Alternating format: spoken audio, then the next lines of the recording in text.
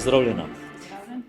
Danes sem rekel, da bi se rad s tabo usedel, zaradi tega, da v bistvu te ljudje spoznajo, ker si bila ponovno naš top producer, kar je vendarle zelo močen rezultat v tako močni konkurenci, kot pri nas obstaja.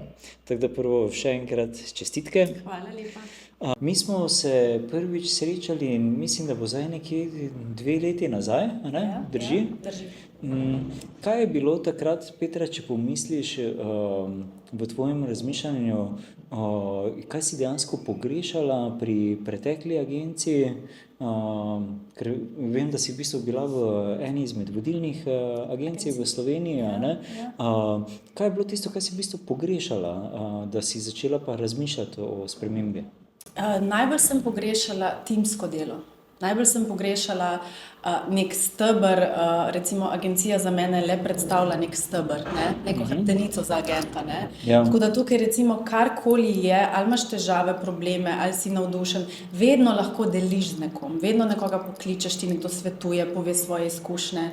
Tudi vodstvo nam zelo pomaga, veliko znanja je, recimo te treningi dialogov, ki jih imamo vsak teden, to je znanje na pladnju in vsakič pridem pametnejša, če lahko tako se izrazim, iz treningov dialogov. Tako da veliko je agentov in vsi so pripravljeni pomagati deliti svoje izkušnje. To je tisto, kar je meni zelo, zelo pomembno.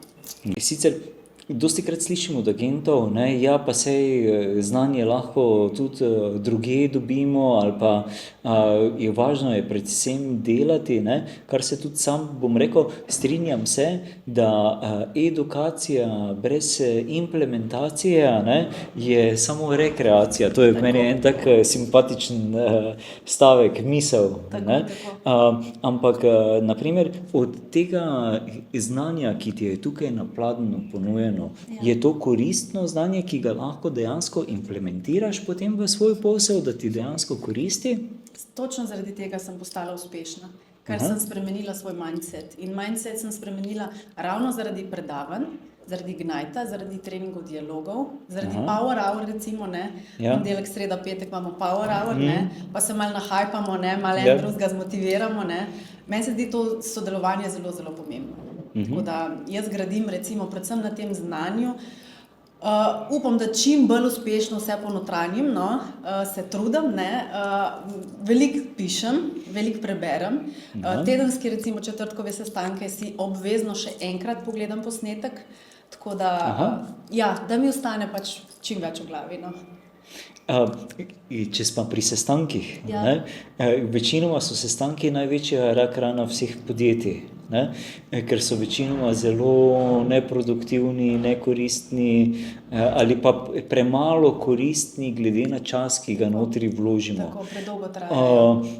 Pa glede na to, da si bila prej na drugem podjetju, pa zdaj pri nas, kako bi ravno to razliko vsebine sestanka pa koristnosti informacij? Tukaj recimo v KV-ju so sestanki ciljno usmerjeni. Dobiš res tiste poglavitne informacije, ki jih potrebuješ. Pač na vsakem sestanku se določene stvari opozarja, poudarja, tako da res lahko ponotraniš, ampak so vsebine takšne, ki so primerne, da ti hitro ostanejo recimo tudi v glavi, jih ne pozabiš.